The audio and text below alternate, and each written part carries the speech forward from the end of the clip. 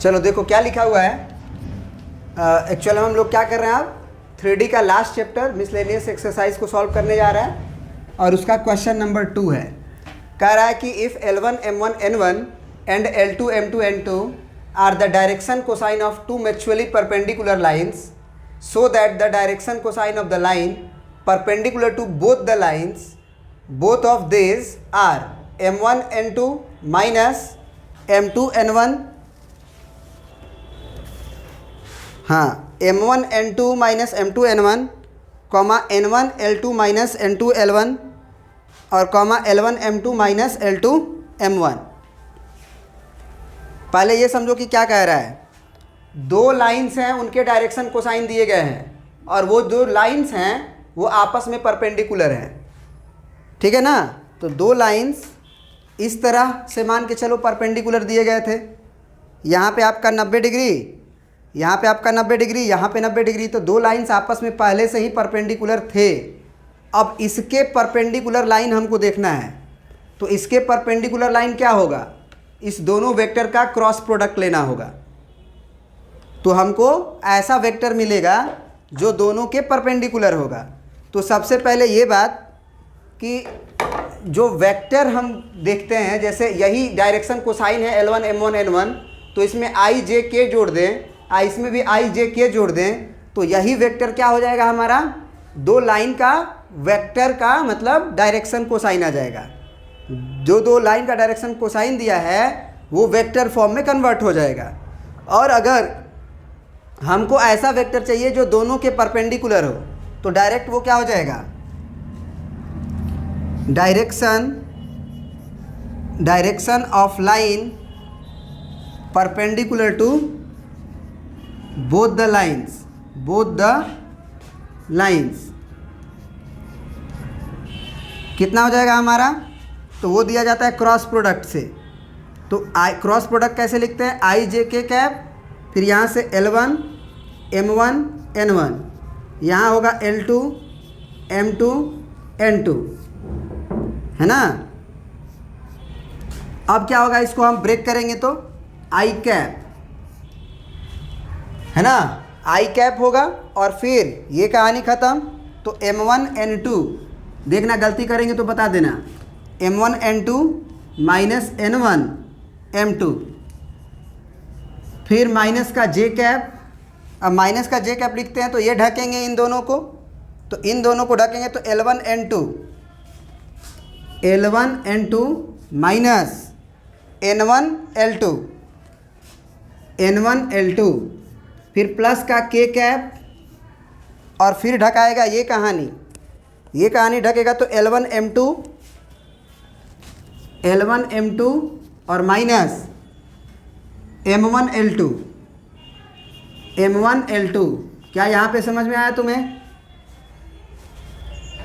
अब देखो ये तो डायरेक्शन मान लो तुम्हारा आ गया, तो क्या अभी ये प्रूफ हो गया क्या, M1 N2 minus N1 M2, फिर यहाँ देखो N1, यहाँ पे देखो N1 L2, जो यहाँ है N1 L2 minus N2 L1 L1 M2 minus L2 M1। आ गया है कि नहीं आ गया है? बस ये माइनस को अंदर भेजना होगा हमें। तो ये I कैप के अंदर M1 N2 minus N1 M2, फिर ये माइनस को जब अंदर भेजेंगे तो यहाँ प्लस हो जाएगा, ये पहले आ जाएगा ये बाद में चला जाएगा, N1 L2 minus L1 N2, फिर प्लस K कैप है तो L1 M2 और माइनस M1 L2। अब याद रखना कि दो वेक्टर अगर खुद जो है वो यूनिट वेक्टर हो तो उसका जब हम क्रॉस लेंगे तो वो भी तो एक यूनिट वेक्टर ही ना आएगा। दो यूनिट वेक्टर का क्रॉस प्रोडक्ट लेंगे तो वो भी तो यूनिट ही वेक्टर आएगा ना। ऐसा ज़रूरी है क्या? देख लेते हैं। मान लो एक A कैप है और एक B कैप है, तो जब हम A cap cross B cap करेंगे तो क्या आएगा, ए कैप का मैग्नीट्यूड बी कैप का मैग्नीट्यूड इंटू साइन थीटा और इंटू एन कैप, यही आएगा ना। तो इसका मैग्नीट्यूड 1, इसका मैग्नीट्यूड 1 और साइन थीटा उनके बीच का एंगल। तो साइन थीटा में अगर थीटा 90 डिग्री है, यहाँ पे दो वेक्टर ऐसे ही थे ना जो आपस में परपेंडिकुलर थे, ये दोनों वेक्टर आपस में क्या थे, जो दो वेक्टर का क्रॉस ले रहे थे, जैसे ये जो परपेंडिकुलर लाइंस थे हमारे, देखो ध्यान से, ये दो वेक्टर्स जो थे लाइंस जो परपेंडिकुलर थे, इन्हीं का ना बीच का एंगल होता था, वो 90 डिग्री था। तो साइन 90 डिग्री 1 हो जाएगा। तो ये भी 1, क्योंकि ये यूनिट वेक्टर है तो उसका मैग्नीट्यूड 1, ये भी 1 और ये भी 1।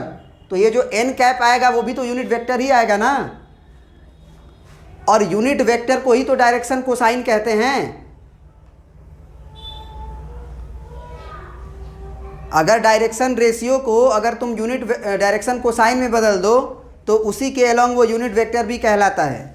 तो यहाँ पे हम क्या लिख देंगे, 10 DCS direction cosine M1 N2 minus N1 M2 comma N1 L2 minus N1 M2 N2 और comma L1 M2 minus M1 L2, आई जे के को हटा देंगे, तब उसे हम लोग डायरेक्शन कोसाइन कहेंगे। क्या ये बात समझ में आ गया? अब आ जाते हैं नेक्स्ट क्वेश्चन में।